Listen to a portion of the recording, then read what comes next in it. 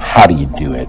Should more leaders be in psychotherapy? Should they be mountain climbing? What are the mechanics of changing a limitation? I mean, after all, if it's your own limitation, presumably, you put it there. You're probably attached to it on some level. Well, unconsciously maybe, but let's just talk about how it happens. People are not one way. We are a reflection of the states we're living in. When you're in a frustrated state, an overwhelmed state, a tired state, your brain processes completely differently than if you're in a passionate state, whether you're feeling determined, whether you're feeling committed, whether you feel completely resolved. So learning to change the leader's state, learning how to change your own state. Because, people, one of the silliest questions I get asked is, you're not really that happy, are you? You have bad days, don't you? Of course they have, bad times. But I don't have bad days anymore, and it's not BS. It's because I've trained myself like an athlete to go in these peak states so often that they're just natural for me. It's like building a muscle. So it's not like I'm so smart or I'm just so positive. It's just like, why would I waste my time stressing out? I have a 90-second rule. I'll stress for 90 seconds, but stress is not going to solve it. Let me put myself back in a different state. And so the way I do that is I use my body. Because I've done this with athletes for decades, with billionaire businessmen. If you see somebody gets in a slump of some sort, great athlete, Paul Tudor Jones, one of the greatest financial traders in the history of the world, I've coached him for 22 years. When I came to see him, this is a man who made 200% in 1987 when the stock market had its biggest single crash in the day, percentage-wise still.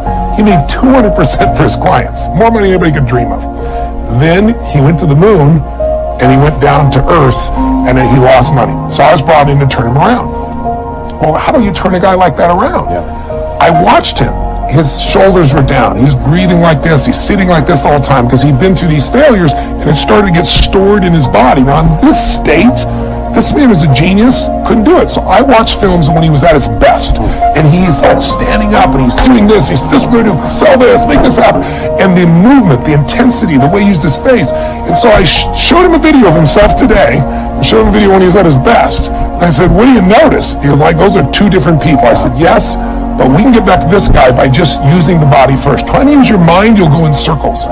But I've been teaching for years that a radical change in your body instantly changes your biochemistry. 38 years I've taught it. 2 years ago at Harvard, they did a study, scientifically proven what I've been teaching all these decades, where they call it power postures. Yeah, the Wonder Woman stance. Yeah, standing like Wonder Woman or Superman for 2 minutes. Yep. Or like you see a guy that's like this, pulled back like that for 2 minutes, literally increases your testosterone in your biochemistry within 2 minutes by 20%. It drops cortisol by 18%, which is the stress hormone, and it increases your chance of taking a more risky behavior, which is what's required of a leader, by 33%. 2 minutes. Now that's just standing a certain way. I show people use their voice, their body, their movement, which is 10 times more dynamic than just a stiff stance. And when you change your state, your mental emotional state, you change your performance. Haven't you had times when you can't remember how to spell a difficult word like the or your own email really or something tired, like I can't remember what it is. Cousin's name. Yeah, exactly. Yeah. And then you've had times where you're in the flow where after you do something you're like, I did that. I don't know how I did it, but I did it. Absolutely. I was in the flow. Well, you're the same person.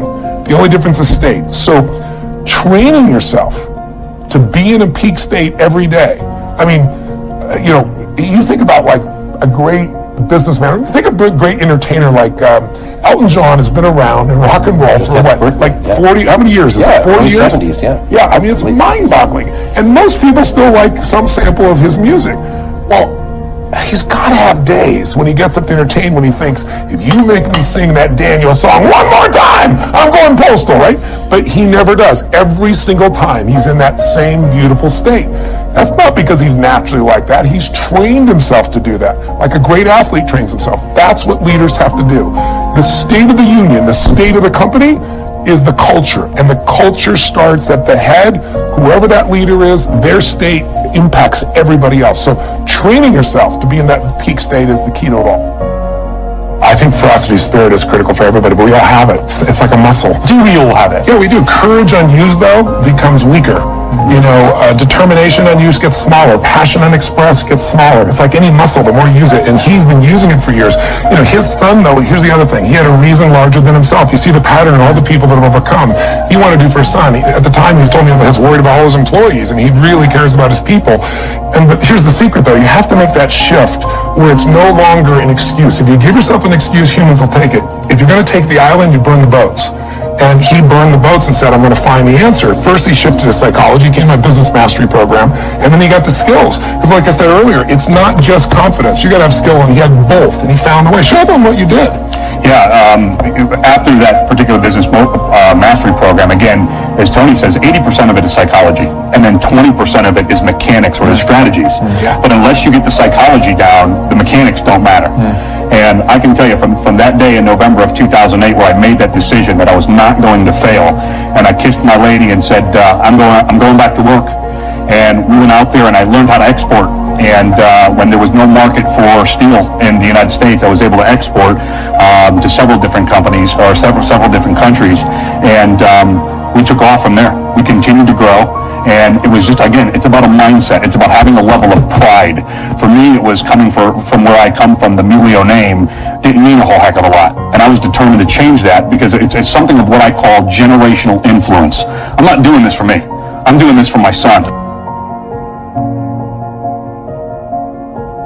Other thing you should do if you're not very industrious is discipline yourself. And so what do you do with that? Eat 3 times a day at regular meal times. That's a good thing to practice because that starts to put some stability into your life. Get up at the same time. I would highly recommend all those young people out there who are listening, like, you want to get a jump on life, get the hell out of bed in the morning. As I've got older, I've got up earlier and earlier. Now that's partly because you don't need as much sleep, but it's also partly because I've got more and more disciplined. Like, get up early in the morning and get your things done. Man, learn to get up at 6 in the morning and you'll be one deadly creature, especially if you can get to work. You'll have half your damn day done by the time other people haul their sorry asses out of bed.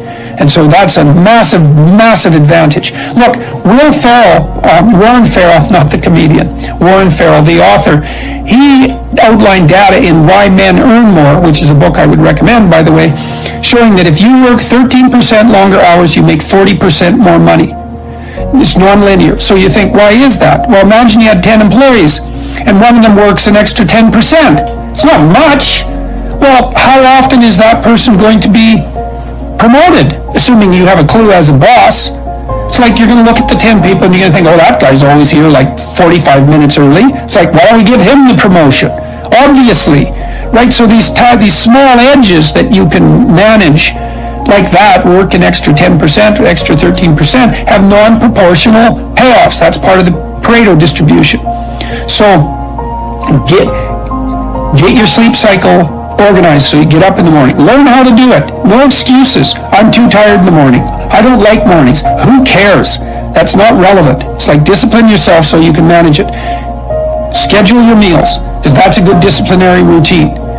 And then learn to use a calendar, like Google Calendar. Many of you out there do not use a calendar. Okay, a calendar is not a prison, and it's not a tyrant.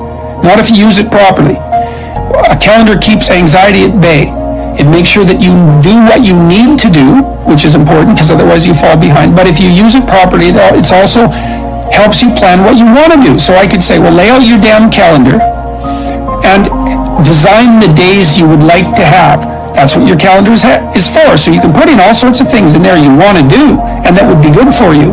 And that's a really good way to start being more industrious. Make a plan. You need a plan for 3 years. You need a plan for the next year. You need a plan for the next 6 months. You need a plan for the next 3 months. You need a plan for the week. You need a plan for the day. You need a plan for the hour. All of that.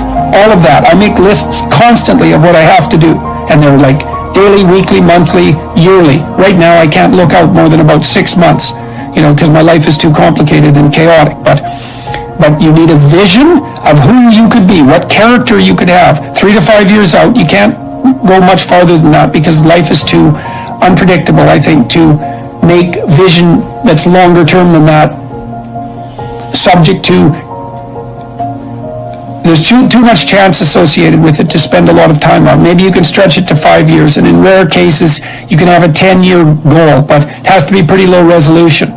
But you want plans at all those levels of resolution. You want to write the things down. And because what are you going to do? Are you going to stumble around and get what you need? You're going to stumble around and be useful to other people? And it's useful to be useful to other people, you know? They want to work with you then. They want to do things with you. They want to have you around. They trust you. They open up opportunities for you. And if you stumble around like you're blind, you're not going to get anywhere. And then you're going to suffer. And then you're going to be bitter. And then you're going to be cruel. So that's hell. That's a bad outcome. The most important conversation you'll ever have is the one you have with yourself. You wake up with it, you walk around with it, eventually you act on it. And my self-talk was the most disgusting self-talk of all time. So the sewer of my mind, like I said, you have to go back in there and fix things. A lot of us are afraid. Like right now, 20 years ago, you wouldn't find me on this show. I was too embarrassed to tell you I stuttered, I lied, all these different things, getting beat up, getting bullied, whatever happened. But that's where the true transformation starts to happen. When you can look at people, anybody, thousands of people, one person, and say, hey, this is who I am. And this is where I have to fix myself. And this is where it really happened. I thought it happened when I was in, 19, 18 years old trying to pass this military test. Right. It happened here when I was almost 300 pounds spraying for cockroaches, making $1,000 a month. And, people called me dumb. My dad called me so many things, not even funny. Being beat just stripped me of all self-esteem. This is when I realized I was alone on this earth. Yeah. I have God alone on this earth, and I have to fix everything. So this is where I started to develop an indestructible mental toolbox. Okay. So I came home one night after spraying for cockroaches at Ecolab, and literally I was praying at Steak and Shake, and I would go across the street to 7-Eleven. I had a 45-minute commute home. So I worked from 11 o'clock at night to 7 o'clock in the morning. Okay. I had a 45-minute commute home.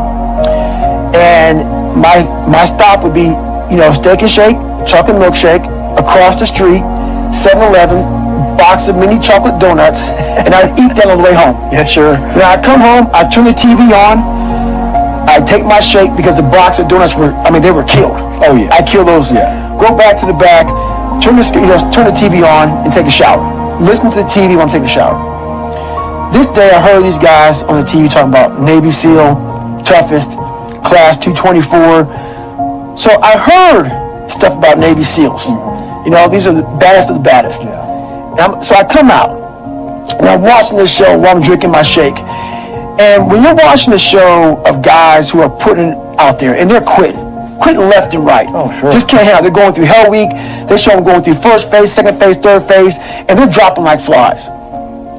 I looked in this one guy's eyes who was ringing the bell to quit, to put his helmet down out of Navy SEAL training, and I saw myself. And I saw what everybody said I was going to be, which was nothing.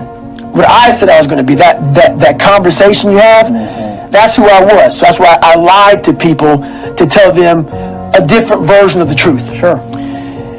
I had to make all those lies reality. I had to make them real. I had to become a real person. So that's when I put in my mind that I'm going to go to the toughest military training on the planet. And where it has the most water, the thing I was scared of the most, I had to go back. So a lot of us run away from our fears. Sure. And we box ourselves in to a lifestyle of this is all we can do. Right. 'Cause I'm afraid of everything outside this box. Yeah. So I'm comfortable inside this box. I jumped the box. Oh, you did, yeah. For the first time in my life, mentally, I jumped the box and said, hey, I got to come out here and play. Lesson 1, you get an additional 30 minutes of sleep a night. Take it as a challenge. Try to find that space, quiet your mind, and get your 30 minutes of sleep. And you'll see it makes a really, really big difference. My sleep habits were horrendous, to say the least. I mean, I've always had a hard time sleeping. I couldn't figure out how to shut my brain off. So what made the light bulb come on is that I went out there and played a game, and I played like crap. And I was like, why am I playing like crap? Because I've been practicing these same moves over and over and over. But yet, I couldn't execute them properly. I was feeling sluggish, I was feeling lethargic, and I knew it wasn't because of my training, because I had trained obsessively. So then I started looking at other things. And that's when I came to the realization that, hey, Kobe, you're not 21 years old anymore, buddy. Like, maybe the fact that you're sleeping 2 or 3 hours a night, maybe that has something to do with the fact that you're playing like crap. And that's when I started really evaluating those things. And I'd say lesson 2 would be just 5 minutes of quiet time. 5 minutes for you to be mindful and to just sit and find that inner voice and just kind of listen to the self. Preferably would be in the morning as you start your day. I meditate every day. And I do it in the mornings, and I do it for about 10 to 15 minutes. And I think it's important because it sets me up for the rest of the day. You know, it helps me. It's like having an anchor. You know, it's if I don't do it, I feel like I'm constantly chasing the day, as opposed to being able to be controlled and dictate the day. Not that you're, calling the shots on what comes forward, but the fact that I am set and ready for whatever may come my way. I have a calmness about whatever comes my way, and a poise, and that comes from starting the morning off with meditation. For me, it's really just listening to my inner self. I mean, that's basically it. Like you sit in silence, and you just allow these thoughts to come forward, and you get a chance to observe the self and things that may be lying beneath the surface that if you don't have that time to sit quietly on your own, you'll never pay attention to. Because if you think about it, the reality is we're paying attention to so many things that are going on around us.